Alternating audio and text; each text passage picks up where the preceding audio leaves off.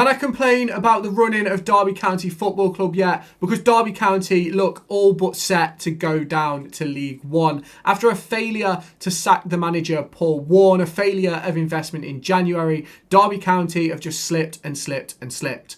Around Boxing Day, Derby County, I believe, were in 16th place, 8 points away from safety and above both of the other promoted teams. Derby County now find themselves rock bottom just 11 games later after picking up 2 points in that spell. And Derby County have been terrible. And that is the best way to put it. And people are going to turn around and go, oh, but we've only lost by this goal. We've only lost by that goal. A lot of teams haven't got out of second gear to beat us. And that is the problem that we face. Is it because the players aren't good enough? Maybe. But that is a problem that should have been solved in January. And this is where my anger comes. This is where my stress comes. And this is why I'm so frustrated with Derby County Football Club. We all knew coming out of the summer transfer window that we had enough to get by, but we needed more. We all knew that a couple of injuries would have killed this football club. We knew it. What happened across the course of September and October and November and December and now January? We lost some really, really big players.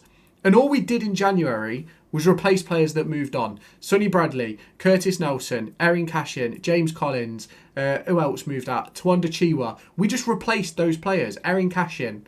We didn't actually improve the squad. We just replaced our good players, say Nelson and Cashin, with 2 good players in Clark and Langas. We replaced Collins with Salverson, who ultimately hasn't really been that great over the course of the last few weeks. I'm not going to say anything's his fault or we're not staying up because of him, but he's not been that great.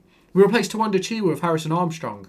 But we've got all these injuries, all these problems at Derby County, and instead of David Clowes going, you know what, I could chuck, say, £5 million into the transfer kitty, go and get 5 players for £1 million each, and that would have improved the squad. I said it at the time. Well, actually, at the time, looking at the Langas deal, I don't think I did say it. I'm going to be brutally honest, because I didn't know what we'd do over the course of the rest of the transfer window. I didn't want to be negative over the course of the last week of the transfer window. But what followed suit was exactly what I thought would happen. We didn't spend any money. We spent £4.5 million on one player, and it has essentially cost us staying in this division. That is what's happened. And the thing is, I don't even know how we can see this change with the current setup that we've got. Head of talent acquisition, head of talent identification, recruitment team leader, head of recruitment analysis. Like the thing is, all these positions are at Derby County. You've obviously got those cricket guys that are on the board as well. But what are they going to do? They're not involved in the process of actually doing things. They're just involved in implementing what people are supposed to be doing who know what they're looking at. Now, the problem is people are going to talk about the recruitment team, right? And I'm going to put my neck on the line here and say, whoever we've signed will not be because of the recruitment team. The recruitment team will put together a report, whether it be clips, stats, anything. They'll put that together for the manager based on what the manager's asked for. And the decision will not be based on the recruitment team. No one in the recruitment team will be able to have such a say that they are the decision maker on transfers, especially at least not under Paul Warne. Now, the big question is whether that changes heading into next season. I obviously don't know. I don't know whether things will change. I don't know if the systems will change now with John Eustace in charge. I have no idea. But the problem that we face is that those recruitment staff are taking a battering over the course of the last few days. And I personally don't believe that it's fair, because they can only do so much. They could put 1,000 players in front of a manager, but they'll only sign a player the manager wants. That was what we were told by Paul Warne. He'd walk away the moment he didn't have final say on transfers. And every single player that we've signed since then, based on our knowledge, based on what Paul Warne said prior to the transfer window, was his call and his decision. Now, the problem that we're facing is that those players were not good enough. Now, some people are then going to come on to budgets. Well, Paul Warne didn't have the budget to bring in all these brilliant players, which is fair enough. But that's where you've got to have the balls then to call out the owner. And I don't like doing this about David Clowes, because what he's done for Derby County is incredible, and I'm so grateful for him taking over the club when he did. And I'll always be grateful, and I'll always have respect for him. But I don't think that just because of that situation makes him immune from criticism. And I'll give him the benefit of the doubt because he's a first-time owner. But everyone told him he needs football support around him. And what don't we have at board level? Football support. All we've got at board level is Stephen Pearce. Stephen Pearce is his number 2. Probably is day-to-day runner of the football club. If I was to look at it from an outside perspective, I'm not entirely sure if that is the case. But I remember when I was at Derby County, Stephen Pearce was doing a lot. Like, you saw him a lot. And it's one of those situations where Stephen Pearce could be doing the day-to-day running, but everything he does is dictated by David Clowes. Any money spent, anything like that, it's all on David Clowes. And the problem is, if you want to talk about budgets and Paul Warne not having the backing, then you have to talk about David Clowes. And a lot of people don't like that fact. And a lot of people won't admit that fact and don't want to admit the fact because of how David Clowes bought this football club. Now, I appreciate everything he did. I really do. But I cannot go on without talking about these problems that Derby County face, because at the end of the day, it falls on his shoulders. The failure to back in the January window is what has cost Derby County survival in this division. Now, do I think Paul Warne would have been the guy to keep us up if we'd have backed him? Probably not. I'll be completely honest. I don't think that he would have, and that's okay. Like, we can all talk about the way things could have changed and the way David Clowes could have made changes, or Paul Warne could have done this, or things like that, right? But what we have to take into account is everything comes from upstairs. It all comes from upstairs. And whether you think that Paul Warne was the right guy or the wrong guy, everything is decided above Paul Warne, apart from the transfers based on the discussions we had. Now, a lot of people have spoke about Paul Warne and Stephen Pearce consistently about wanting them to go. And it now comes a time where we really have to question what is going on behind the scenes at Derby County. Sticking to a business plan is great, and making sure that we're in a position to bring in players is fine. But as David Clowes says in his statement at Christmas, we've firmly stuck to the business plan, and that means there are both funds available and space within the squad to strengthen without threatening our financial position. There'll be no panic, no mad splurges that go against our plans. We'll operate in a way that maintains our stability while adding quality to an already talented squad. Now, the problem is that talented squad was on a decent run at that point. I think we'd won 2 games in 4, picked up a draw versus Burnley as well.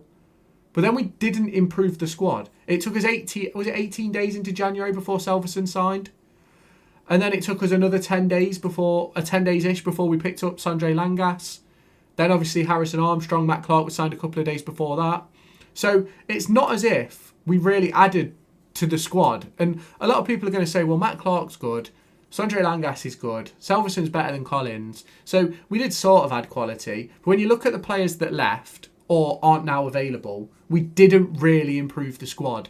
And I will continue and consistently push that, because we didn't, and it's disappointing. And I am recording this video, literally, it's 10:15, 4th of March.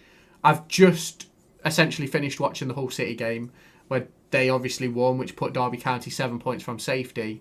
And I am really in a disappointed state. That's the best way to put it. I'm unbelievably disappointed with the situation we find ourselves in. I'm unbelievably disappointed that we have done this to ourselves. There is no one else to blame but ourselves.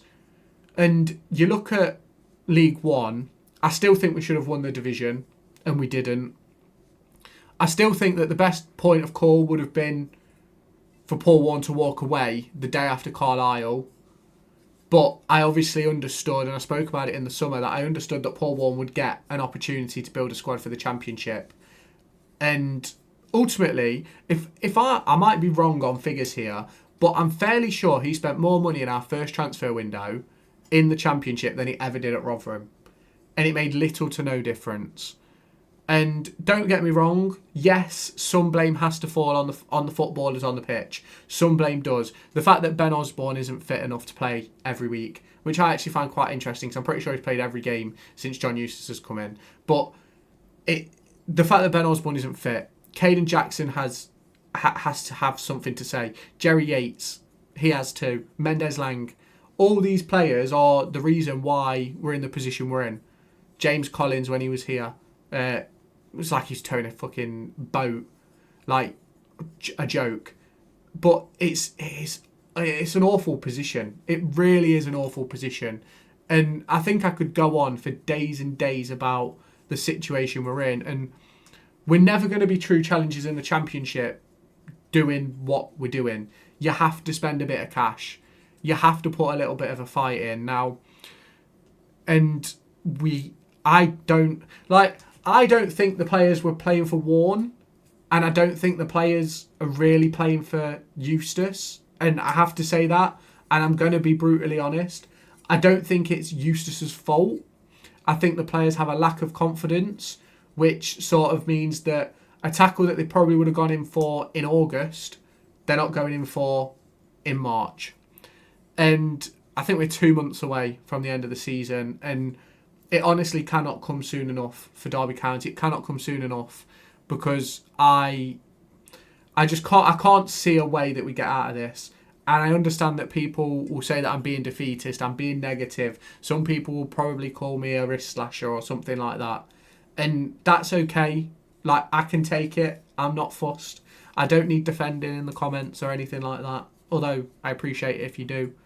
But the best thing that we can do from now to the end of the season is push and push and push for some investment, for a takeover maybe. And do you know something? Maybe this was David Clowes' plan. Now we're in the Championship. We've picked up arguably a really good manager, which I think Eustace is a good manager. Now the big question will be, if we get to the summer and haven't won a game, will he walk away? That is a big question. Will he walk away from Derby County? If there's no money on the table, if there's not an opportunity to rebuild and refresh this squad, would he walk away? I don't know. And that's a question which we're going to have to answer over the course of the next few weeks. You look at the people he's brought in, Steve Round, you look at Clements, only signed 6-month deals. So it don't feel as if they're going to stick around. So would he? Would the people he's brought in, would they want to stay? And this is sort of the problem we face with ourselves. Now, I've said a few times that I believe there's some sort of takeover situation going on behind the scenes. I do stick to that point. I do still believe that point. That something has been agreed, or it's at least on the way to being agreed. And I do believe that that is the reason why John Eustace took this opportunity. Do I think that it's going to come in time for the summer window? I don't really know. But something has to change, and it's got to change quickly. And I know this is probably going to be a low-viewed video, if I'm completely honest, because people don't like it when you complain. And that's okay. I understand. And I get that the situation Derby County are in is very, very poor. And since the end of the January transfer window, like, you can see dips across the course of everything to do with Derby because of the situation we're in. People aren't happy. People don't know where to turn anymore. And I'm sort of one of those. And it'll be very interesting to see what does happen over the course of the next few weeks. Obviously, hopefully, Derby County go and win the next 11 games in a row and stay in the division, picking up 33 points in the next 11 games. But obviously, I can't see it. I think majority of you can't see it. So it will be very interesting to see what does happen. Now, if you have not done so already, make sure you hit that subscribe button. Make sure you turn on that notification bell. Hit the like button as well. Let me know your thoughts down in the comments. If you have got this far, which I doubt many of you have, put a ram in the comments. Just a ram. Don't comment anything else. Just put a singular ram in the comments. Really interesting to see who actually makes it all the way to the end. Well, if you have, I appreciate you. I appreciate all the support. But I'll catch you in my next video.